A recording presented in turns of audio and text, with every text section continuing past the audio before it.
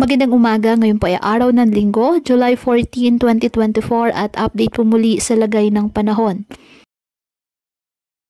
Ayon sa Pag-asa, patuloy po ngayon na nakakaapekto ang southwest monsoon sa western section ng Southern Luzon, Visayas at Mindanao, na kung saan hinahatag ito ng isang sama ng panahon na nasa kanlurang bahagi ng Palawan.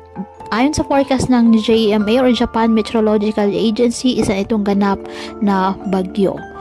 Ngunit sa Pag-asa, isa pa lamang low pressure area, ngunit may posibilidad din na lumakas bilang bagyo.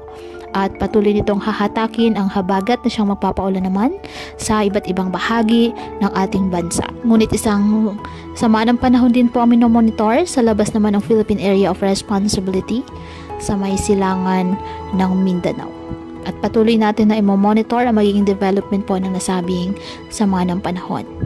Ngayong araw, dahil sa southwest monsoon, asahan ang maulap na kalangitan na may kalat-kalat na pag-ulan at thunderstorms sa Mindanao, Western Visayas, Central Visayas, Palawan at Occidental Mindoro.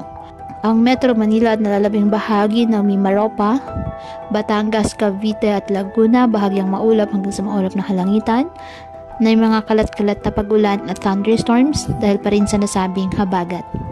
Apektado ng mga localized thunderstorms ang nalalabing bahagi ng ating bansa, kaya asahan pa rin ang bahagyang maulap hanggang sa maulap na kalangitan. May mga mahihina at pulupulong mga pag-ulan at thunderstorms. Kaya patuloy pa rin po natin na pinag-iingat ang ating mga kababayan sa banta po ng mga posibilidad ng pagbaha at pagguho ng lupa, lalo na kapag may malalakas na ulan. At ugaliin po na magdala palagi ng payong o kahit anong panangga sa ulan sa tuwing lalabas po ng ating mga tahanan. At yan po muna ang update sa lagay ng panahon ngayong araw. Muli patuloy po tayo na mag-ingat at palaging tandaan, God loves you. Stay safe and God bless.